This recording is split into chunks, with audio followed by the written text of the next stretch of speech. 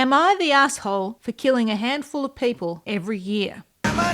Me, a 29,029-foot mountain in the Himalayas, aka the highest mountain on Earth. Them, a bunch of people in North Face gear or similar. This is not a joke. No, it is not a joke. Everest does kill a bunch of people every year. Rich people, not so rich people. These are just facts. Just the facts, ma'am. And today we're going to talk a little bit about Everest and also Neverests, which is the creative equivalent of Everest, which also kills, but you can respawn after an Everest. Yes! We'll get into that. Anyway, last week I watched a video on YouTube where a doctor explained all the things that can kill you on Everest and sort of what happens to your body at different heights. One of my favourite lines from that video, you fall into the mountain, you fall off the mountain falls on you. But there's way more ways for you to die on Everest. We'll start right at Basecamp. What happens to the old skin tube at Basecamp?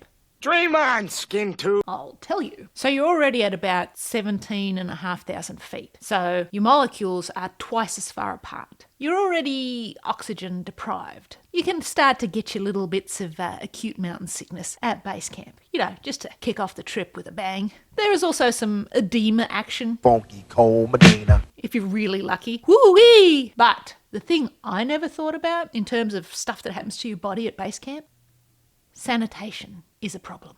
There's a lot of people there in their Patagucci's and North Face Fabulosos. People get the old gastro. I'll try not to be too indelicate. They get the shits. Diarrhea. Well, nausea, vomiting, it's coming out of everywhere. The poopies and the cacas and the chundas and the technicolor yawns, however you want to put it. It's a scene. Fun, singing the GI blues and the old potty fields of Nepal. Delightful. So your body's already in a tizzy. Let's say you get through all that. You know what I'm... Shit. And you start heading from Basecamp up to Camp 1 through the Khumbu Icefall. The Khumbu Icefall is steep, lots of seracs, crevasses, jagged, sharp. Make sure the pencils are sharp. Ice will fall on you. You will fall in a crevasse. That'll do it. It is pretty though. Like you see the footage of the ladders over the crevasses and just working your way up. It's a bit like snakes and ladders. Or as the Americans would say, chutes and ladders. That was really confusing when I came here. Chutes? Oh, snake. Okay, now tighten your crampons, grab your ice axe, and let's proceed farther up the mountain. Speaking of ice axes, it is a tool when it's in control. It is a weapon when it's out of control. So there's that. It can get a bit stabby if you're not handling it correctly or you fall on it.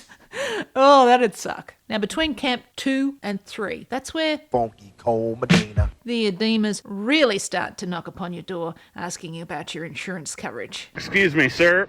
You get your high-altitude pulmonary edema and your cerebral edema. Edema's fun! We're talking brain swelling. Hypoxia, man. It's a hell of a... Well, it's not a drug. It's a hell of an absence of oxygen. Print it. Hypoxia opens up the flow to your brain and it just gets real swole with it. Your little walnut brain and your walnut shell of a skull pressing out against it, swelling and saying, I do not want to be in here anymore. Where's the exit? Unfortunately for you, when this happens, the exit is down through the bottom of your skull. That's not cool, man. It's not cool. That's not the way out. And it is not compatible with life. You die. You got to go down the mountain, lower altitude, not down the skull. Let's say you make it through that. Then you hit the death zone. It is 100% exactly as described on the tin, a zone of death.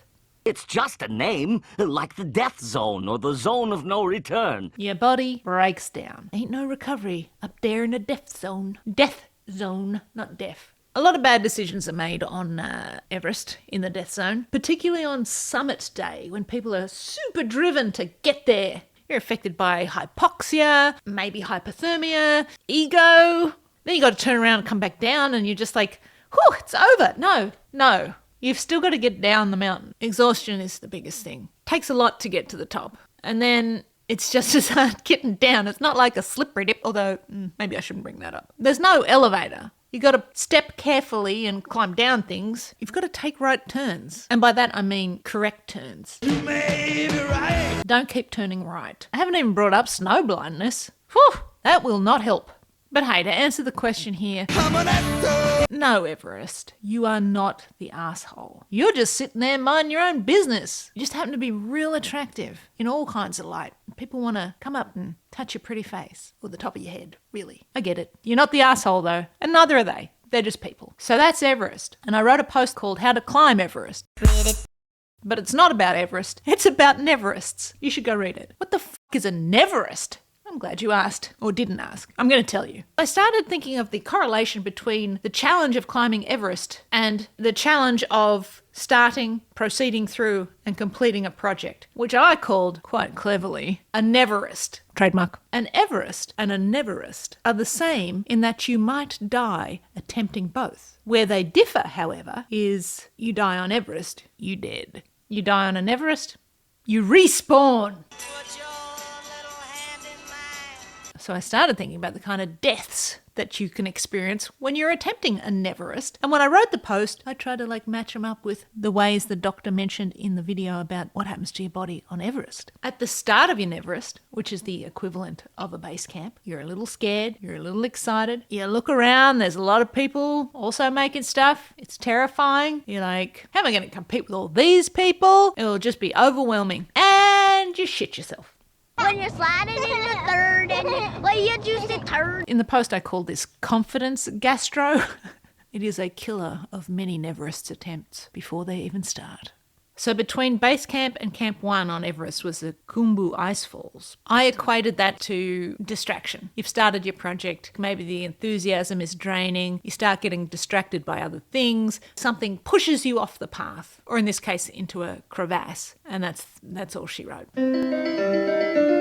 It's donezo. What else did I talk about? The brain swelling. Oh my God. Sometimes a project can get so overwhelming. There's so much to do, or it's just not working out. It's too hard. It's like it's coming at you and your brain's just expanding with all the questions. Why the f*** am I doing this? What's the point of this? No one's going to watch it. No one's going to read it. No one's going to like it. What is the point? And that is when the Neverest fails. Unless you work out how you're going to push on, which is also like Everest. People just single-mindedly pushing through. It's kind of what you got to do with the Neverest as well. Near the top of Everest, that's where the death zone is. Neverests, the whole thing is a death zone. I mean, it sounds daunting. All the zones have names like that in the galaxy of terror. You should always remember that unlike an Everest attempt, if you die during an Everest, I mean, I'm not talking literal death, it's a figurative death. You just respawn at your keyboard or with the guitar in your hand or, I don't know, whatever you're doing. I don't know what you're doing. Do whatever you want. Just know that you're going to respawn. The death on Everest, trademark, is not permanent. It's not a forever death unless you give up on being creative altogether.